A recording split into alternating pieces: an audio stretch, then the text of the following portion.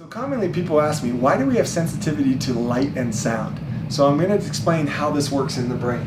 When you look at the brain works with different cranial nerves, and as the sensory system, you have your wonderful eyes, and they travel through cranial nerve 2 into the brainstem, and then come up and into the cortex. But before it does that, or simultaneously, it activates a specific part of the midbrain called the superior colliculus, and this does the visual center.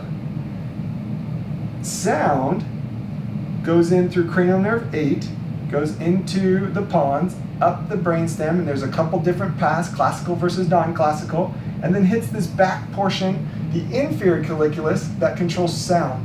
Now these are maps. These are maps of where we are in space. So the brain has orientated it into a specific part of the brain, the back half of the brain stem, which is part of the tactile reaction.